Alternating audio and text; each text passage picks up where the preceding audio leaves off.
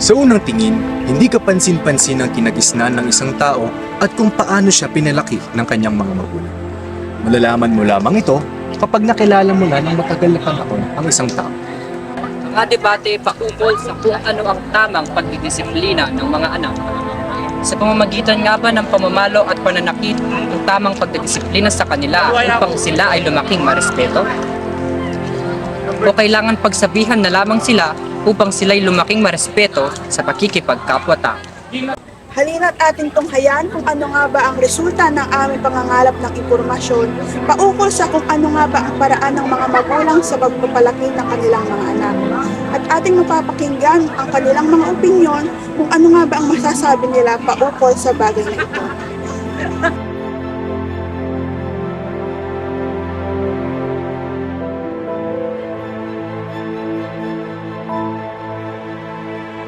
Nag-interview kami ng 11 nakatao upang malaman ang kanilang pananaw at opinyon ukol sa kanilang kinagisnang pagdidisiplina at sa kung ano nga ba ang sa tingin nilang tamang pagdidisiplina ng mga magulang sa kanilang mga anak.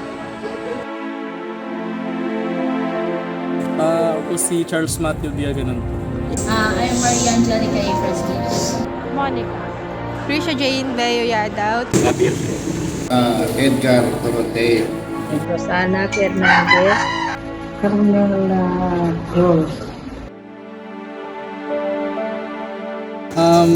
Sa pananaw ko po, kasi po,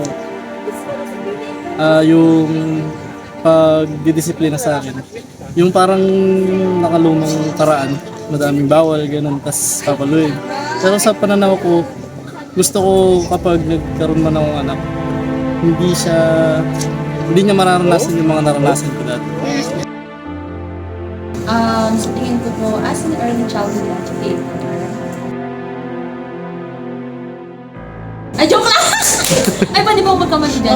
Ay, sige. Ayun, so paano nga ba yung pagdidisiplina sa mga bata? So, syempre, hindi ginagamitan ng dahas kasi diba, meron tayong sa positive and negative reinforcement. Ngayon, hindi all the time kailangan gamitin yung negative reinforcement sa pagdidisiplina sa mga bata kasi nakakaintindi naman sila and at the same time, yun yung kinagisnan ng pagdidisiplina sa bata.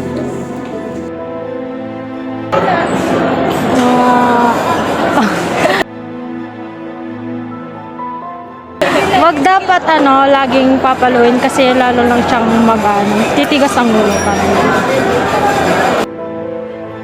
Bale, sa first time, ma'am, syempre malit pa yung anak ko.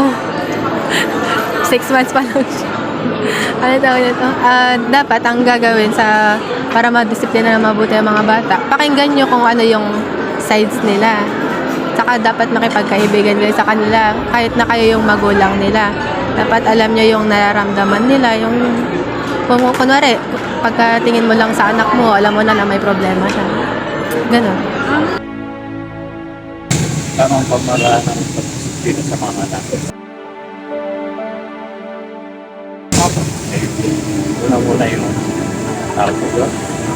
Sumunod tayo ng mga magulang. Mag-aaral ng unahin muna ang pag-aaral bago ang iba. Sa akin.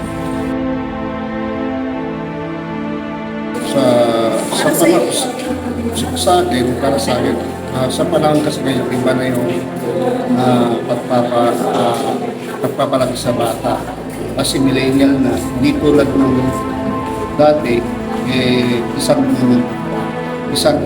tawag lang ng nanay at tatay mo ay talagang susunod ka sa gagawin nila. Ngayon, ang mga bata ay puro sagot nila ay yung wait lang, sandali lang, yun lang ang nila. Pero pinapaalala din namin sa kanila na huwag yung sasabihin yun kasi yun ay hindi tamang sagot para sa magulang.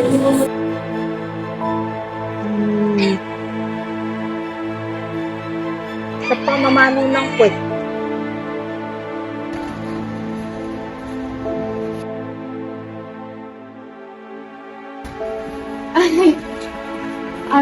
Pamamalo po ba? Ganun? Or pagsasabihan po. Okay po.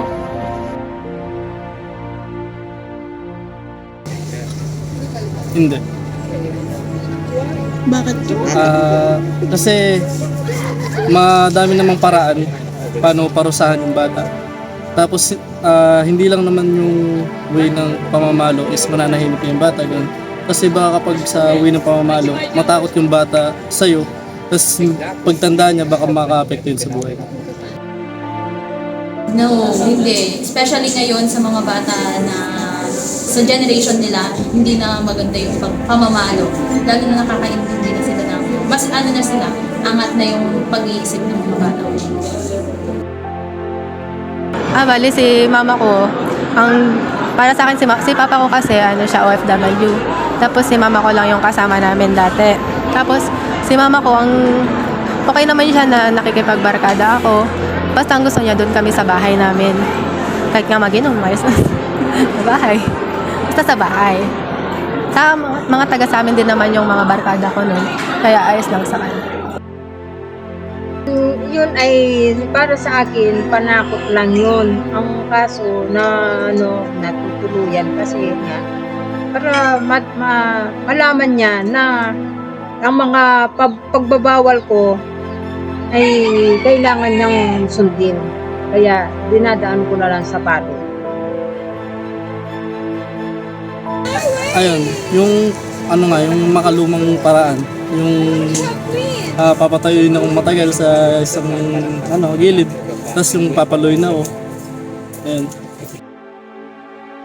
Ayun, gaya ng sinabi ko kanina, hindi naman ako pinapalo or hindi naman masyadong parang ginagamitan ng dahas yung pagdidisiplina sa akin. Bagkus, yung ginagamit nila sa akin is yung mga parang pinagsasabihan lang ako. Though hanggang ngayon naman ganun, pinagsasabihan ako and then ako lang mismo sa sarili ko magre-reflect kung ano man yung mga gagawin ko in the future sa mga desisyon na ginagawa or gagawin ko. Paano ba? Nung kayo pa lang po yung anak, yung paano po kayo dinidisiplina ng magulang?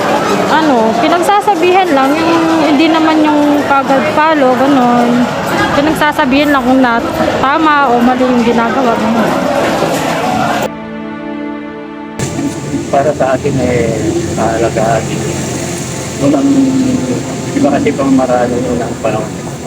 Kasi ngayon medyo tayo high-tech. Mas maganda noon ang panahon na walang cellphone. Tuturuan ka ng darasal, paano respeto, especially sa mga nakakatanda, mag-bless, ganyan. Sa ngayon, medyo yung generation ngayon, pero ibang kabataan na hindi na nawawala. Respeto. Paano namin, Paano po kayo pinalaki ng mga magulang? paano kami pinalaki? Siyempre, may disiplina na lagi kami pinapaalala na kailangan hindi lang sa physical but spiritual din. Kailangan humingi ng tulong din sa Panginoon. Hindi lang sa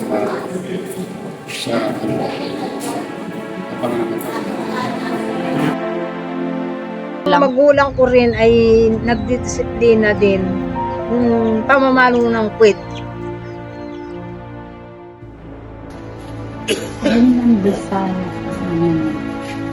Pinagsasabihan po. Ito po.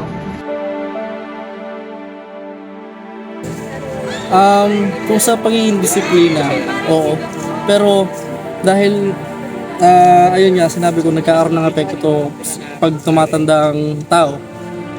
Para sa akin, hindi siya masyadong maganda.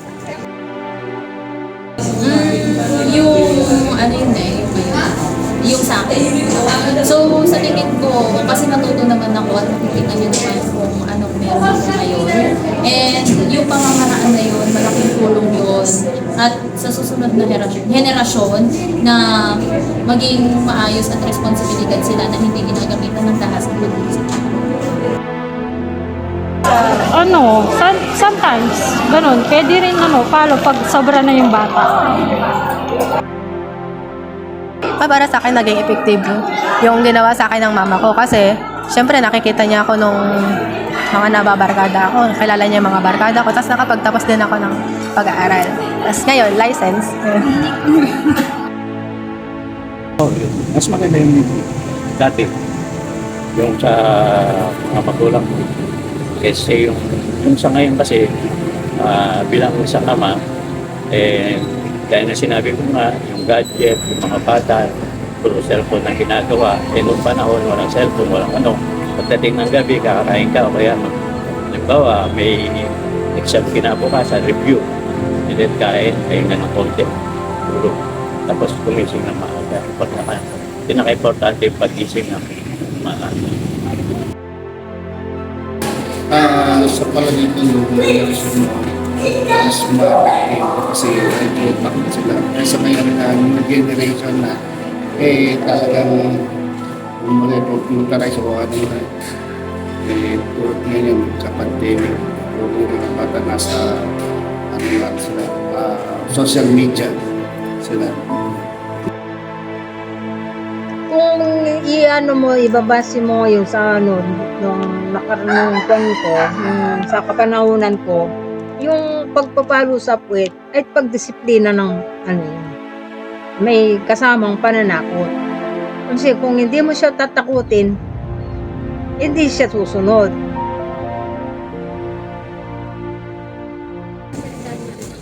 Kasi po, ayun, dahil, kasi ako yung bunso, tapos ako lang din yung lalaki.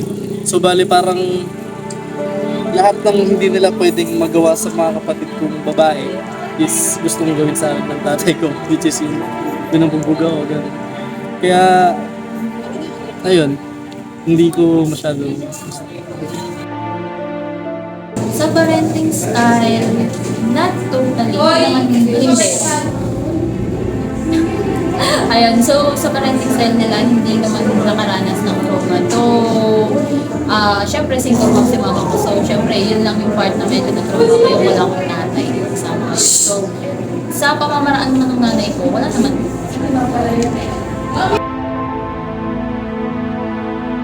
Nung nakita ko ang kapatid kong panganay na pinadapa ng tatay ko, pinalo siya sa puwet, yun ay tanda ng aking pagkatakot sa pagpapalo.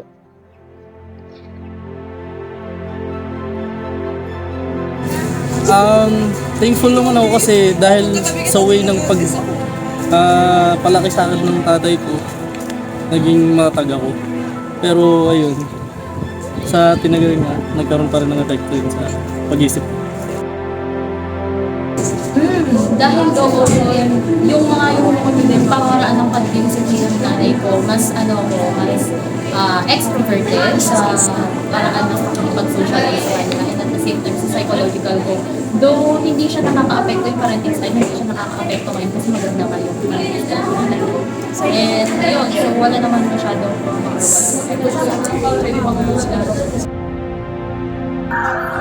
Si mama ko, yung psychological na embag niya, parang napalakas niya yung kutob ko kasi ang laki ng tiwala niya sa akin. Para sa akin, napakalaking impact yun.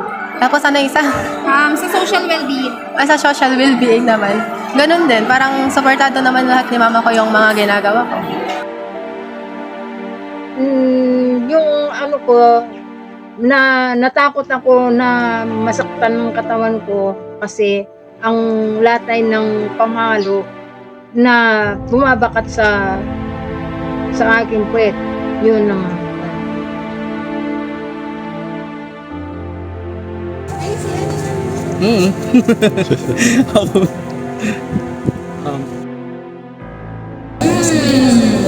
Somewhat. Hindi siya masyadong hindi naman kasama yung expressive ng tao. So, 50-50 siya. So, sometimes may pagkakataon na parang nag-aaway kami. Pero normal lang yun. Hindi naman yung ikinasasama ng buhay natin na parang malulungkot tayo. Pero yung part na yun, 50-50 yung relationship. Opo. hindi healthy kaso maayos ang pagpaano ng magulang.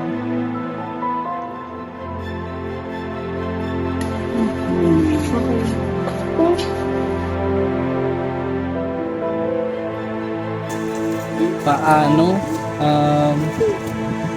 Siguro, papakikausapan ko.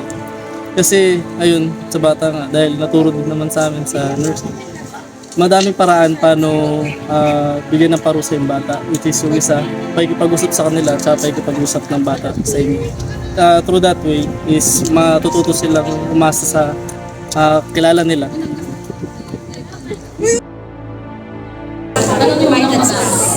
Anyways, ayun.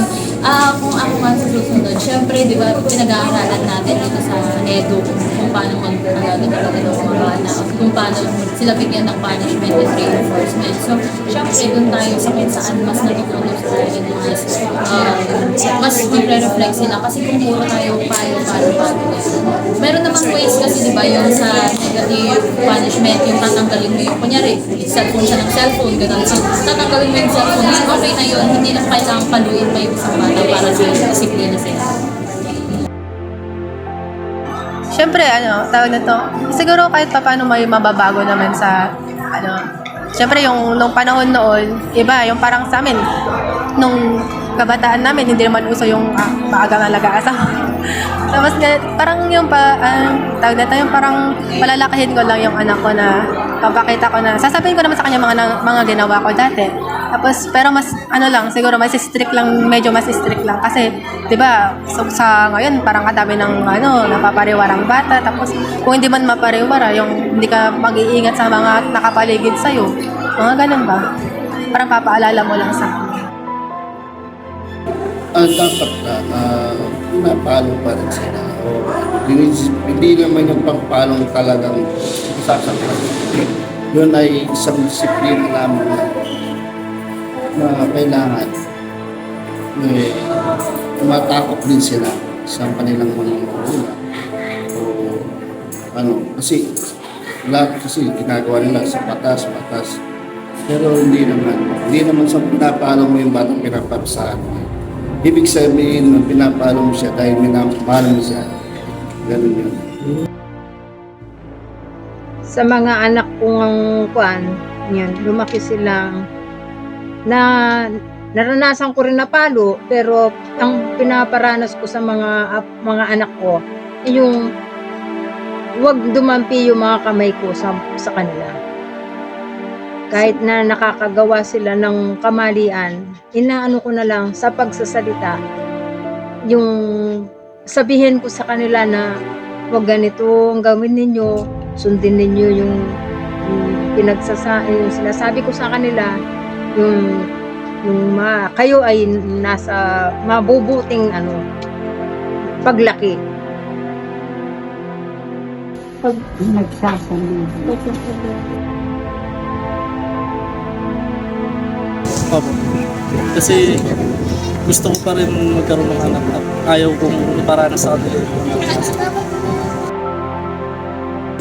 Hindi.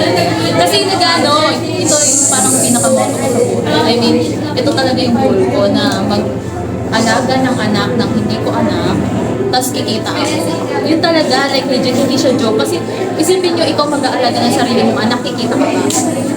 Diba? Ayun. So, hindi ko alam kung talaga yung mag-anak ko. Exactly. Joke lang, hindi.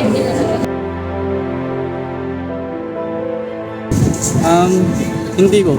Kasi hindi naman ako magiging ganito katapang din kung hindi ako ganun pinalaki. Okay na ako sa kung ano man yung pinapakita nila sa akin ngayon and kung ano yung pagdidisiplina nila sa akin ngayon. Kasi kaya nga sinabi ko kanina, mas napupug ako sa kung anong pamamaraan na meron sila or pamamaraan na binigay nila sa akin. So, Hindi na babaguhin yun kasi yun lang talaga ang panakot sa kanila. Babaguhin. Bakit po? Akala namin sa akin, paano kami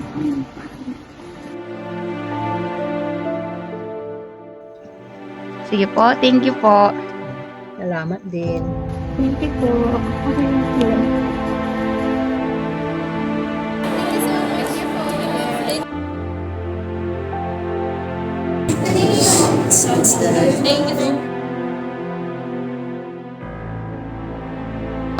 Throughout the making of this documentary, I have learned na merong iba't ibang paraan ng pag-influence ang mga magulang sa paraan ng pagdidisiplina sa kanilang mga anak. Sa traditional generation, medyo nahirapan kami approach sila since matatanda na nga sila at may mga sakit. Kaya medyo iritado sila kapag maraming tanong. But fortunately, naging successful pa rin ang interview natin. Base sa aming mga na-interview, may mga magulang na nagnanais i-adapt ang way of parenting ng kanilang mga magulang sa kanilang sariling pamilya o sa kanilang sariling anak. Tulad sa mga older generation, mas prefer nila or mas effective para sa kanila yung physical na pagdidisiplina, unlike sa mga younger generation na mas open sila or mas effective para sa kanila yung pakikinig sa mga anak. Ang mga magulang sa iba't ibang henerasyon ay may iba't ibang pamamaraan kung paano bantayan ang kanilang anak.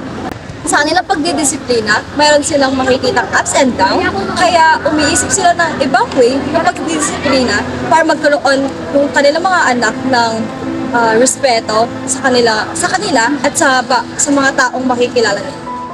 Maaaring iba-iba ang kanilang paniniwala sa kung ano nga ba ang tama sa hindi. Ngunit, iisang salita lamang ang nais nilang ipadama. Ito ay ang salitang pagmamahal.